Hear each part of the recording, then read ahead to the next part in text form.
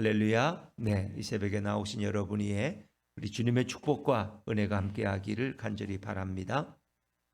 자, 오늘 시편 110편은 여호와께 감사하라 하는 이런 권면으로 시작됩니다. 그리고 오늘 우리가 읽은 22절 마지막에도 감사제를 드리라 하는 말씀으로 일단 그 중간 본문은 끝납니다. 이 시는 말 그대로 우리가 왜 하나님께 감사해야 되는지, 왜 하나님을 찬양해야 되는지 그 이유를 우리에게 분명히 말씀해 주고 있습니다. 이 시의 배경은 바벨론 포로에서 고통당하던 그 백성들이 돌아와서 누군가가 어느 무명 시인이 하나님 앞에 예배하는 시로 이 시를 기록했고, 실제 이 시는 예배 드릴 때마다 하나님 앞에 찬양으로 올려졌을 거예요. 그래서 이 시는 굉장히 조직적으로 되어 있다는 걸 아세요?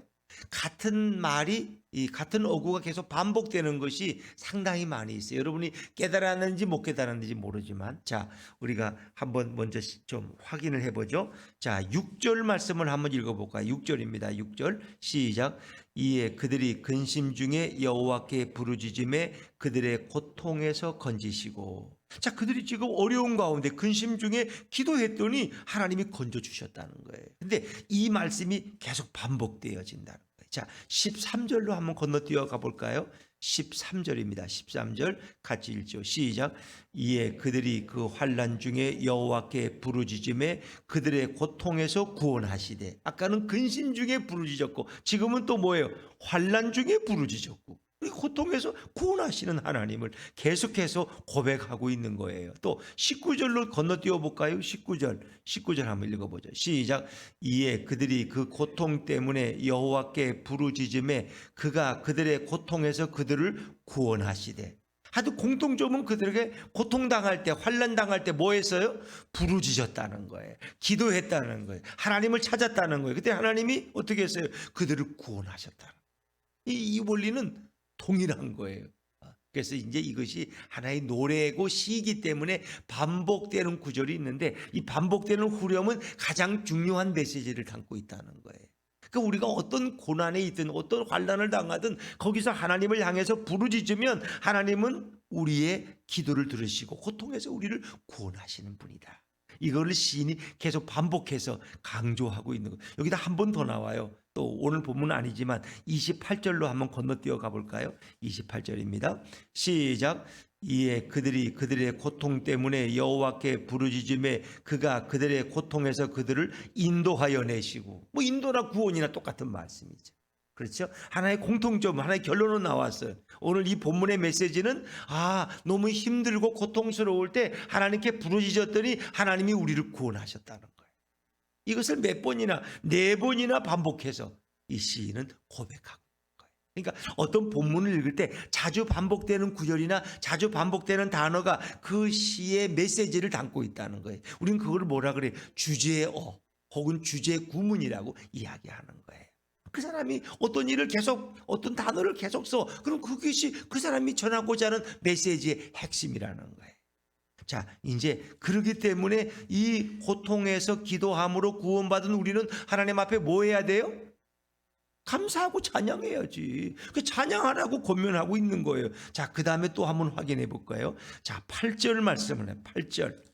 107편 8절 말씀을 한번 같이 읽어볼게요. 8절 시작. 여호와의 인자하심과 인생에게 행하신 기적으로 말미암아 그를 찬송할지로다.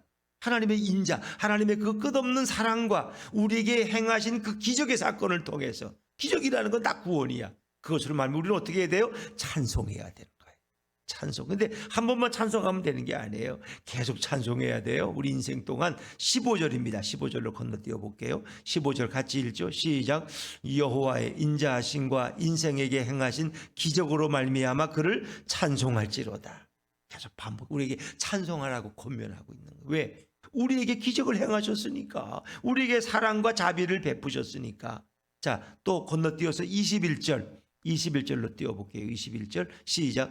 여호와의 인자하심과 인생에게 행하신 기적으로 말미암아 그를 찬송할지로다. 우리가 할 것은 계속 찬송하는 것밖에 없어. 오늘 본문 아니지만 31절로 또 31절입니다. 31절 같이 읽어보죠. 시작. 여호와의 인자하심과 인생에 행하신 기적으로 말미암아 그를 찬송할지로다. 그래서 이제 반복되는 후렴 구절. 우리가 찬송을 부르면 후렴이라는 게 있잖아요, 그죠? 근데 후렴이 중요한 메시지를 다 담고 있는 거야.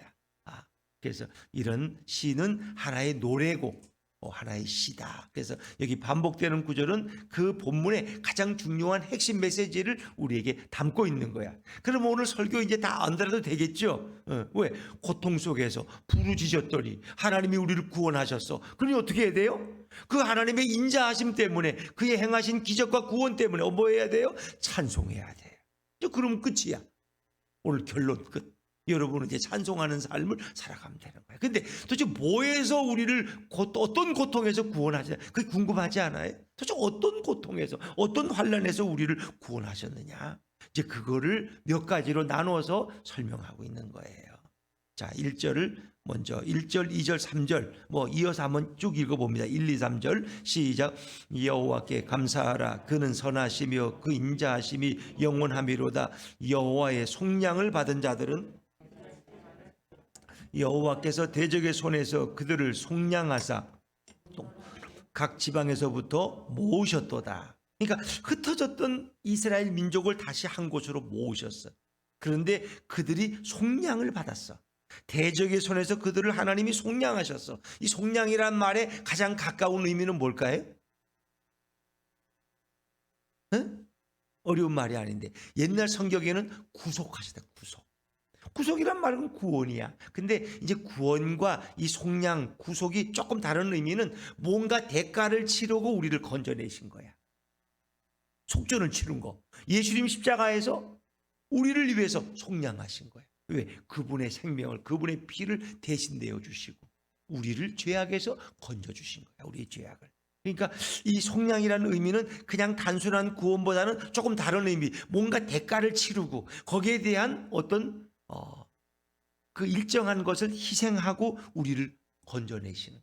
그러니까 예를 들면 뭐 우리 아이들이 막 함부로 다닐 때 남의 집에서 뭐 가게에서 물건을 10만 원어치 그냥 가지고 왔어. 그 도둑이죠. 그러니까 주인이 와서 항해 고발한다. 그럼 어떻게 가서 사과하고 10만 원 돈을 변상하고 그 아이를 자유롭게 해주는 거예요.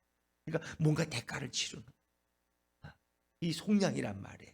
이제 그 속량이란 말의 의미는 이 땅에 오시는 예수 그리스도께서 우리를 모든 죄악의 무거운 짐에서 사단의 얽매임에서 그분이 대가를 대신 치르시고 우리를 자유케 할 것을 우리에게 예표하고 있는 것이다. 그래서 모든 구약에 있는 사건들은 결국 신약에 오실 누구를 가리키는 거예요? 예수님을 가리키는 거예요. 출애굽에서 구원받은 거나 바벨론에서 해방된 거나 다 예수님이 하실 사역을 우리에게 미리 보여주고 거기서 예수님에게서 그 모든 것이 다 성취되는 거예요. 그래서 인류를 이 죄악의 올무에서 무거운 죄의 짐에서 우리를 자유케 하시고 구원할 것을 구약 성경은 다 이야기하고 있다는 거예요. 그래서 흩어졌던 이스라엘 백성을 모으시고 그들을 속량했는데 이것은 이제 대표적인 내용이에요. 바벨론 포로에서 그들을 인도하신, 다시 바벨론 포로에서 구원하신 하나님에 대한 대표적인 내용이 여기 소개되고 있는 거예요. 자, 그 다음에 이제 4절부터 9절은 거슬러 올라가서 바벨론 포로 사건 이전에 그들의 가장 큰 사건은 애굽에서 나와서 광야에서 40년 동안 방황하던 시기가 있었잖아요. 그걸 시인은 다시 끄집어내서 노래하고 하나님을 찬양하고 있어요. 자, 우리 4절과 5절입니다. 4절과 5절 같이 읽죠. 시작. 그들이 광야 사막길에서 방황하며 거주할 성읍을 찾지 못하고 줄이고 목이 말라 그들의 영혼이 그들 안에서 피곤하였도다. 광야 사막길에서 40년 동안 이미 역사를 거슬러 올라가서 그리고 거할 성이 없어. 아직 가나안 땅에 들어가지 못해서 그들이 너무 피곤해서 힘들어할 때 그들은 하나님 앞에 부르짖어서 6절에 보니까 근심 중에 부르짖었더니 하나님이 그들을 건지시고 그들을 어디로 인도하셨어요? 7절입니다. 7절 같이 7절 시작. 또 바른 길로 인도하사 거주할 성읍에 이르게 하셨도다. 아멘. 이 거주할 성읍이 어디요? 가나안 땅으로 인도하셨다. 그렇기 때문에 그들은 8절에 그 인자하신 하나님, 기적을 행하신 하나님께 찬송해. 우리를 광야에서 40년 동안 여기서 방황했다는 거는 원래 이제 애굽에서 나와서 가나안 땅에 들어가는 거는 사실은 빨리 가면은 한 달이면 충분히 걸어가도 돼요. 근데 그들이 1년 반 만에 거기 가나안 땅 입구에 도착해서 가네스 바데아에. 근데 거기서 정탐꾼을 보내서 그 땅을 정탐하고 났는데 이 10명이 너무 부정적인 보고를 해요. 우리를 왜 여기까지 인도해서 죽이려고 그러느냐. 여호수아 갈렙 아니라는 거예요. 저 가나안 땅 우리에게 주셨다는 거예요. 여호수아 갈렙의 말을 듣고 그냥 들어가면 2년 만에 가나안 땅을 정복하는 거야. 들어가는 거야. 그런데 12명 중에 10명은 부정적인 말을 하고 하나님이 우리를 죽이려고 광야로 이끌었느냐. 그러면서 모세와 아론을 향해 돌로 쳐 죽이려고 그러고 애굽에 매장지가 없어 여기로 이끌었느냐 하면서 막 난리 법석을 떨어. 그 하나님이 영광 중에 나타나셔서 그들을 제압하셔. 그리고는 뭐라 그러셔요? 너희 중에 이 불평하던 성인들은 다 광야에서 죽는다. 엎드러진다. 그리고 아직 태어나지 이제 광야에서 출애굽 이후에 태어난 아이들만을 가나안 땅에 왜 새로운 사람으로 들어가야지 새로운 나라를 건설하는데 이 너무 죄악된 이 묵은 백성들은 데리고 들어가 봐야 새로운 나라를 만들 수가 없어. 아셨죠? 새로운 나라를 일으키기 위해서는 아직 때 묻지 않은 젊은이들로 그 일을 이루겠다. 그리고 오직 여호수아와 갈렙만을 들어가게 하겠다는 거예요. 모세도 나중에 못 들어가잖아요. 그렇죠? 새로운 나라를 가나안에 만드시는데 적과 꼬리를. 그래서 이제 결국은 우리 주님께서 그들을 이제 이 광야에서 그래서 결국은 그 죄값 때문에 38년 동안 또 뺑뺑이 돌잖아요. 그게 이제 죽이고 방황하던 거야. 38년을 안 돌아도 되는데 2년 만에 들어갈 수 있는 곳을 38년을 플러스해 40년 동안 줄이고 방황하는 인생을 계속 반복하다가 결국은 이제 들어가게 되는 거죠. 그러니까 우리 인생이라는 건 그런 거야. 바로 직행을 타면 가는데 이 방황하는 인생이 너무나 많아. 돌아서 가 그냥 돌아서 하나님을 떠나가지고 세상 맛 다 보고 쓴맛 단맛 다 보고 그래서 마지막에 천부여 의지 없어서 손들고 왔습니다 하면서 눈물 흘리며 가는 것이 인생이야. 그런데 어쨌든 하나님이 그래도 그들을 마지막에 가나안으로 인도하셨다. 그거에 대해서 그들은 찬양해야 돼요. 자, 그리고 이제 10절부터 16절까지는 구체적으로 바벨론 포로에서 그들을 해방시키신 구체적인 행위를 우리에게 설명하고 있어요. 그 좋으신 하나님을. 자, 이제 10절, 11절 말씀, 10절, 11절 말씀 같이 읽죠. 시작. 사람이 흑암과 사망의 그늘에 앉으며 곤고와 쇠사슬에 매임은 하나님의 말씀을 거역하며 지존자의 뜻을 멸시함이라. 그들이 바벨론 포로에 끌려간 이유를 설명하는 거예요. 그 흑암의 땅에 사망의 그늘에 앉아서 왜 곤고와 쇠사슬에 매여 있었어요? 이스라엘 백성이. 그것은 11절에 하나님의 말씀을 거역했기 때문에. 지존자가 누구예요? 하나님이에요. 여호와 하나님의 뜻을 그들이 멸시했어. 뭐 하나님만 신이냐? 바알신도 있고 아세라신도 있고 말이야. 요즘으로 하면 황금신도 있고 이렇게 하나님 외에 다른 우상들을 숭배해서 이 혼합주의에 빠져가지고 결국 하나님이 그들을 어떻게 해요? 고통 속으로 인도하셨는데 그것이 바벨론 포로라는 거예요. 자, 12절을 제가 읽을게요. 12절. 그러므로 그가 고통을 주어 그들의 마음을 겸손하게 하셨으니 그들이 엎드려져도 돕는 자가 없었도다. 그가 누구의 고통을 주신 분이 하나님이에요. 그래서 고통을 사람은 받으면 기고만장하고 교만하고 잘난 척하다가 고통이 오면 그때 마음이 겸손해져. 그때 하나님을 찾아. 근데 그들이요 땅에 엎드려졌는데 그들을 도울 자가 없어. 왜? 하나님이 그들에게 고통을 주셨기 때문에. 하나님만이 그들을 회복시킬 수 있는 거예요. 그러니까 13절에 그들이 환난 중에 여호와께 부르짖었어요. 우리를 살려달라고. 이게 하나님이 그들을 고통해서 구원하셨어요. 어떻게 구원하셨느냐? 이제 그걸 설명하는 게 14절, 15절 말씀. 14절, 15절 같이 읽죠. 시작. 흑암과 사망의 그늘에서 인도하여 내시고 그들의 얼거맨줄을 끊으셨도다. 여호와의 인자하심과 인생에게 행하신 기적으로 말미암아 그를 찬송할지로다. 흑암과 사망의 그늘에서 하나님이 그들을 인도하셨고 그들을 붙들어 맨 그 노예의 줄을 하나님이 끊어버리셨어요. 근데 거기에 대한 또 구체적인 설명이 나오는데 그것이 16절이에요.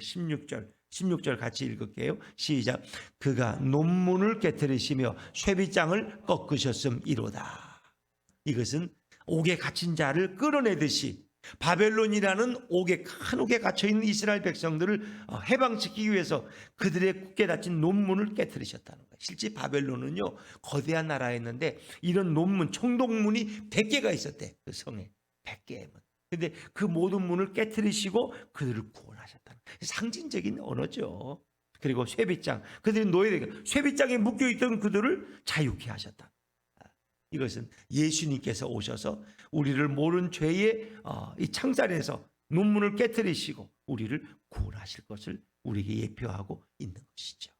그래서 바벨론이 예루살렘을 공격하고 이스라엘 백성을 끌고 가서 노예로 삼고 70년을 압제했는데 하나님은 이제 바벨론을 치시는 거예요. 누구를 통해서? 페르시아라고는 파사 제국의 고레스 왕을 일으켜서 그 바벨론을 멸망시키. 그리고 고레스는 어떤 생각이 들었는지 하나님의 감동 가운데 예수도 안 믿는데 하나님도 모르는 그들이 다 예루살렘 백성을 돌려보내는 거예요. 다시 예루살렘 땅으로 돌려보내요. 그런 일을 하나님이 행하셨다. 이 모든 역사의 배후에는 누구와? 주님이 일하셨다. 주님. 그래서 그분은 견고한 논문을 깨뜨리시고 바벨론의 땅에서 이스라엘 백성을 해방시켰다 하는 것을 찬송해야 될 이유를 설명하는 거예요. 우리를 해방시키신 하나님. 그리고 이제 마지막 17절부터 22절은 정말 그들이 죽음의 자리에 있었어요. 위경에서 건지시는 하나님을 찬양하고 있어요. 자, 17절, 18절, 17절, 18절 같이 읽을게요. 시작. 미련한 자들은 그들의 죄악의 길을 따르고 고난을 받아 그들은 그들의 모든 음식물을 싫어하게 되어 사망의 문에 이르렀도다. 자, 그런데 오늘 또 우리 조상들을 보고 우리 믿음의 사람들을 보니까 이게 또 인간이 미련해져. 위기가 지나가고 해방되고 자유한 몸이 되니까 다시 밀어내가지고 그들의 죄악의 길을 다시 또 따르는 거야. 그리고 악을 범하기 때문에 하나님은 결국 그들에게 어떻게 고난을 허락하시는 거야. 근데 그 고난이 보통 고난이 아니야. 아주 중병이야. 그래서 그들이 18절에 보니까 그들은 그들의 모든 음식물을 싫어. 음식을 먹기 싫어. 아무리 돈이 많으면 뭐해? 아무리 제일 좋은 비싼 횡성에 있는 그 한우 고기를 갖다 놔도 먹을 마음이 없어. 마치 모래 씹는 것 같아. 그냥 아무리 좋은 음식을 먹어도 결국 뭐예요? 사망의 문에 이르렀다. 죽음이 가까웠다는 거예요. 그러니까 사람이 질병이 오면 먹을 수가 있어요? 못 먹어요. 왜? 모래 씹는 것 같아서 입맛을 잃어버려요. 아무리 좋은 음식을 갖다 놔도 한 숟갈도 못 먹고 그저 먹을 수 있는 게 미음이나 떠먹고 그저 닌게루나 맞지. 그런 거예요. 그러니까 죽음의 자리까지 왔다는 거예요. 그들이 중병에 걸렸다는 거예요. 중병에. 그런데 그들은 깨달았어요. 그때 19절에. 그래서 그들이 그들의 고통 때문에 여호와께 부르짖으니까 하나님이 또 그들을 불쌍히 여기시고 그들을 구원하셨어요. 왜? 하나님이 왜 이렇게 잘못하는 그들을 구원하시느냐? 간단해요. 그들에게 행하신 언약 때문에. 하나님은 아브라함에게 약속하셨어요. 다윗에게 약속하셨어요. 너희 후손들이 잘못해도 그들이 부르짖으면 내가 그들을 다 용서하고 다시 그들을 치유하고 회복시키겠다. 하나님은 이 약속을 반드시 지키시는 거예요. 약속을. 그래서 그들을 다시 구원하셨어요. 근데 그 과정에 중요한 얘기가 있어요. 자, 20절입니다. 20절을 같이 읽죠. 시작. 그가 그의 말씀을 보내어 그들을 고치시고 위험한 지경에서 건지시는도다. 아멘. 또 하나님의 말씀으로 치유하신다는 거예요. 여러분이 인생의 어려운 문제를 갈고 고민하는데 하나님 말씀을 들었더니 그 말씀이 꼭 내게 주시는 말씀이야. 그 말씀을 붙들 때 거기서부터 회복의 역사가 일어날 줄로 믿습니다. 하나님의 말씀, 이게 중요한 거예요. 여러분이 성경을 읽다가 혹 설교를 듣다가 이 말씀이 너무 내게 맞는 말씀이야. 너무 은혜로운 말씀이다. 그 말씀을 붙들라는 거야. 그 말씀.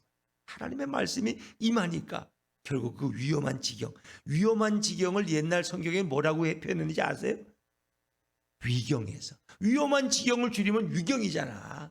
그 위경에서 우리를 건지시는도다. 근데 그걸 이제 잘 이해를 못하니까 한자니까 풀어서 위험한 지경에서 건지시는도다. 죽을 고비에서 하나님이 살리신다. 근데 말씀으로. 이제 이 구체적인 예는 뭐예요? 여러 가지 예가 있는데 히스기야 왕이 결국 처음에는 잘하다가 나중에 범죄했어. 하나님이 그 히스기야를 치시려고 말씀하셨어요. 내가 너를 죽일 것이다. 너의 생명을 끊을 것이다. 너가. 그게 병에 걸렸어요. 근데 병을 고칠 수가 없어요. 그래서 히스기야가 벽을 향해서 3일 동안 눈물로 회개하며 기도했어요. 그들이 하나님께서 야, 히스기야가 너무 불쌍하다 하면서 누구를? 이사야 선지자를 보내서 말씀을 주셨어요. 근데 그 말씀이 뭐예요? 너가 죽지 않을 것이다. 너가 살아날 것이다. 왜? 내가 너의 눈물을 보았고 너의 기도를 내가 들었노라. 하나님이 이사야를 통해서 말씀하시는 거야. 이게 말씀이야. 그리고 어떻게 했어요? 그 해시계가 15도가 뒤로 물러났어요. 왜? 히스기야는 지금 죽으면 안 돼. 왜 그런지 아세요? 자식이 없어. 죽는 건 무섭지 않은데 자식이 없으면, 왕이 자식 없이 죽으면 그 나라가 누구한테 갈 거야? 말도 못하는 혼란이 일어나죠. 그래서 히스기야는 죽을 수가 없는 거야. 회개하며 고백했더니 하나님이 다시 살려주셨어. 15년을 더 살고 아들을 낳고, 그리고 15년 후에 죽었다는 거예요. 이 놀라운 일이죠. 하나님은 이렇게 말씀을 주신다는 거예요. 그 말씀을 붙들고 의지할 때, 왜? 하나님의 말씀의 주인은 바로 하나님이시고 예수님이시니까. 그래서 이 시인은 우리를 그 중병에서 건지신 하나님 앞에 찬양하고 감사해야 될 이유를 설명하는 거야. 자, 21절, 22절, 21절, 22절 다시 읽죠. 시작. 여호와의 인자하심과 인생에게 행하신 기적으로 말미암아 그를 찬송할지로다. 감사제를 드리며 노래하여 그가 행하신 일을 선포할지어다. 아멘. 그 우리는 이렇게 놀라운 구원을 경험하면 하나님 앞에 감사의 예배를 드리는 거야. 감사의 예배. 감사제라는 예배를 드리는 거. 너무 감사해서. 그리고 그가 행하신 일을 선포하는 거야. 그게 뭐예요? 자랑하는 거. 예수님을 자랑하고 하나님을 자랑하고 간증하고. 그러니까 나를 자랑하지 말라는 거예요. 내가 하나님이 어떤 분인지, 예수님이 어떤 분인지, 예수님을 좀 자랑해. 예수님을 좀 제발. 하나님도 자랑하고 말이에요. 근데 우리는 예전에 잘못 배워가지고 교회가 부흥하려면 첫째는 누구를 자랑해야 돼? 목사님을 자랑하고 교회를 자랑. 우리 교회가 얼마나 큰 게, 주시장이 얼마나 넓은데, 돈이 얼마나 많은데, 교인이 얼마나 많으면 교회를 자랑. 그리고 마지막에는 이제 하나님 자랑하라고 그때도 그랬어. 그러나 첫째는 목사를 자랑하고 교회를 자랑하니까 주님이 싫어하시는. 너희가 나를 자랑해야지. 왜 너희 교회 목사만 자랑하냐? 너희 교회 큰 성전 지었다 그것만 자랑하냐 말이야. 그런 건 자랑하지 말라. 누구만 자랑해요? 예수님만 자랑하고 하나님만 자랑하시기를 주 이름으로 축원합니다. 이게 중요한 거예요. 그냥 한국 교회가 잘못하니까 세 번째 하나님 자랑하는 건 꼬치로 넣고 그거 다 잊어버리고 그냥 목사님만 자랑. 우리 목사님 말씀이 얼마나, 우리 목사님 박사학위, 우리 목사님 외국 유학 갔다 오고 얼마나 훌륭하시. 목사만 자랑하니까 예수님이 좋아하실 리가 없지. 왜? 그 목사님도 연약한 인간인데. 교인들에게 볼 때는 훌륭하지만 그도 얼마나 연약하고 그도 얼마나 실수가 많고 얼마나 범죄하는데 늘 뉘우치는 목사인데 그 목사를 자랑하고 다니니 누구를 자랑해야 돼? 예수를 자랑. 예수뿐 교회는 예수님만 자랑하는 교회가 되기를 주 이름으로 축원합니다. 뭐 저는 볼 것도 자랑할 것도 없어. 뭐 이 머리는 이제 다 빠져가고 뭐 나이는 이제 60이 넘었고 뭐 저를 자랑할 게 뭐 있어요? 그러니까 자랑하지 마시고 예수님만 자랑하세요. 예수님만. 우리 교회 오면 예수님을 만날 수 있다고, 예수님의 말씀을 들을 수 있다고, 이제 그것만 자랑하면 되죠. 그래서 어제 우리가 이렇게 붕어빵 가지고 나가서 이렇게 베풀면서 이렇게 또 예수님의 사랑을 전하니까 얼마나 좋아요. 그렇죠?